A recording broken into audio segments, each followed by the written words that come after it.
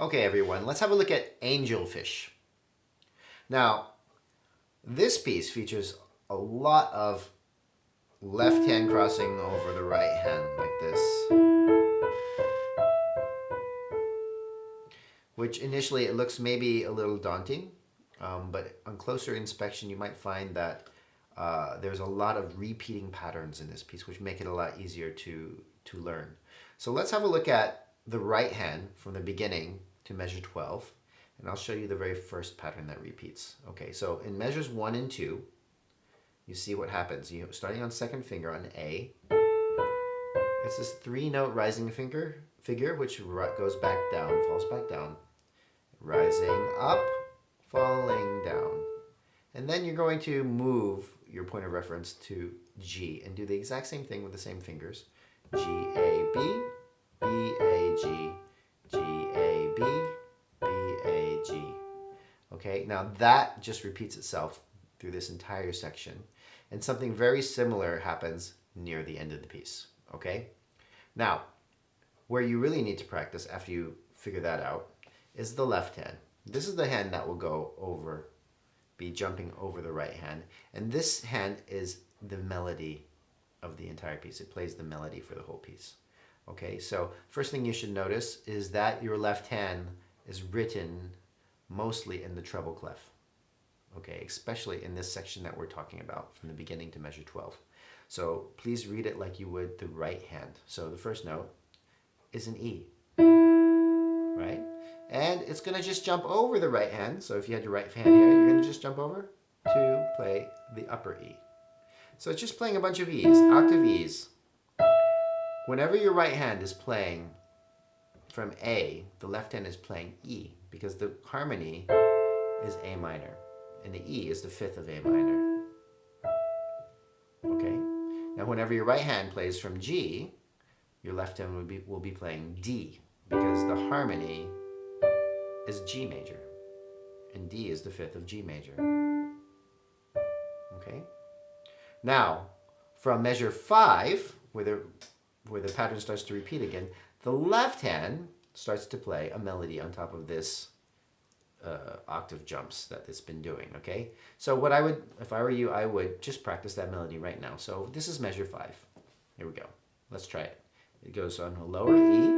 You're going to jump over, and instead of using your third finger, you're going to use your fourth finger to play the upper E. And just play this melody here. You're going to have to reach a little bit for the B. And you can play the last E with your fifth finger if you want, or fourth finger. All right. Now, after that, the right hand starts to play from G. So you're going to start on a D here. D. And then you're going to jump to this D and play a melody. And here you have a cross to 3.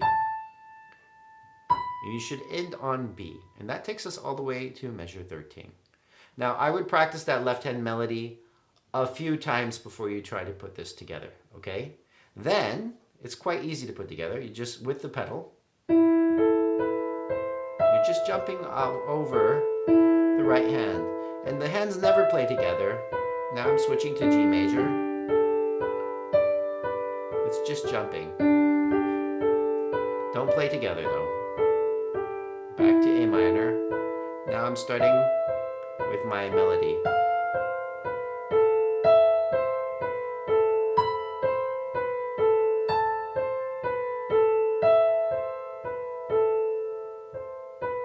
Now in measure 8, I would watch out here, because if you'll notice the right hand, in the right hand part, you have rests. And those rests are on beat 1 and 3. Now up until this point, there shouldn't have been a problem with any of your rhythm or counting, because the left hand is essentially counting for the right hand.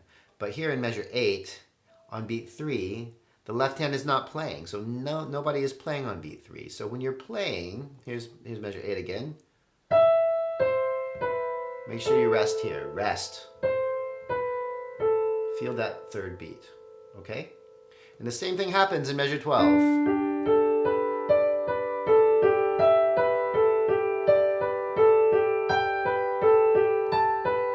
Here it is. Rest. So if you're having trouble feeling that rest, just say it out loud. Say rest, and don't play when you say rest. Okay?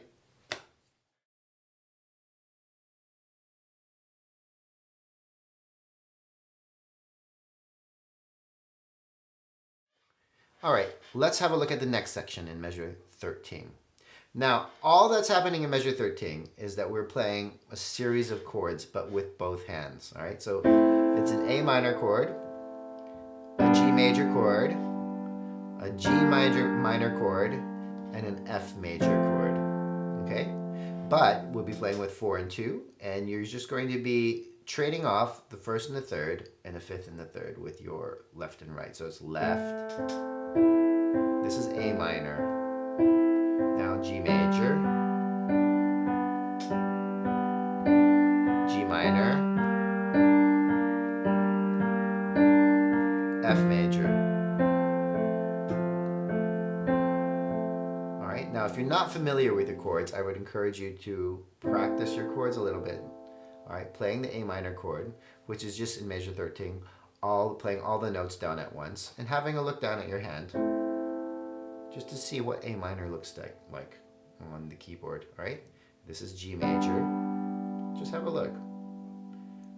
All right, you notice that the name of the chord is always the bottom note, especially in this kind of hand position here. All right, this is G minor. G minor has a minor third, the flattened third there. And then F major. Okay?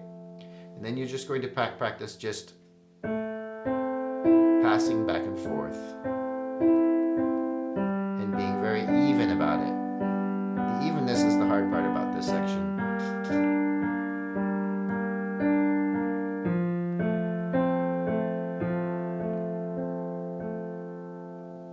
Okay.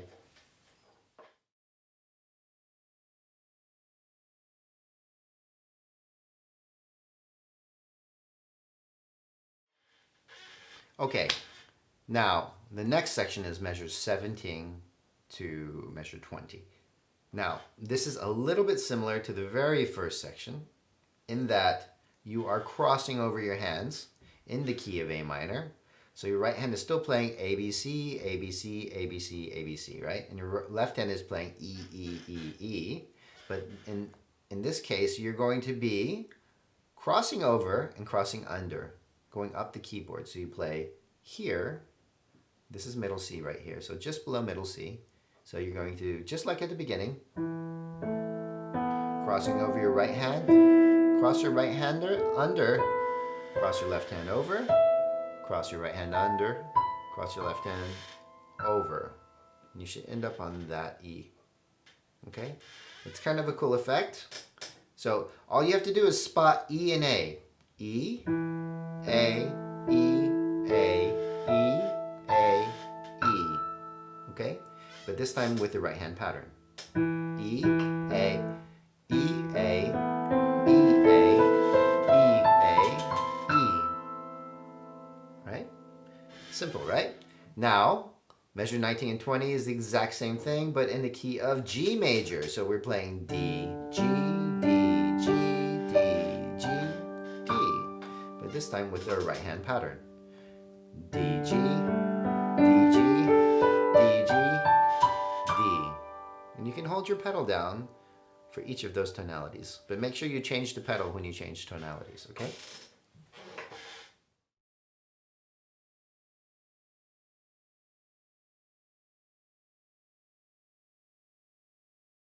All right. Now the final 4 bars. Quite easy. All right. It says to play the low A with your third finger. And you're going to play just this A minor 5-finger scale, skipping your 4th finger. All right. Now, what I would recommend is that we replace our 3rd finger with our 1st finger the moment you strike it. All right? Because then you can use stretch down for the octave. Stretch down your hand down an octave because you're playing an E, which is the 5th of the chord, and then the octave with your 5th finger. So this is a common hand position that you would use going onwards in the future when you're playing the piano. All right, this is kind of a a hollow arpeggio. You know, normally in arpeggio we would add the third, but this is just the first, the fifth, and the octave. Okay. Now this hand position you'll see absolutely everywhere. So anytime I see a passage like this where I can use that hand position, I try to. So for example, in bar 21, I will strike with my third finger and go immediately to my thumb, and then I will stretch out an octave, right? So I can touch it. And then I'll just play my second finger for 22 and my fifth finger for 23. Okay. So it sounds like this. And the rest of the time, you're going to keep your 5-finger A minor scale, skipping the 4th finger. Okay. And the very last note, just take note, there's an 8 VA marking. So we're playing the 6th, but up an octave, right? It's written here, but it says 8 VA. You're actually going to be playing here. Okay? And make sure you slow down a little bit. So it goes like this. Going 3, 1. Second finger. And the octave on the 5th finger. Slowing down. Jump up here. Okay. And all that remains is to put all those sections together. Okay. All right, guys, have fun with the preparations, and we'll see you in the next video.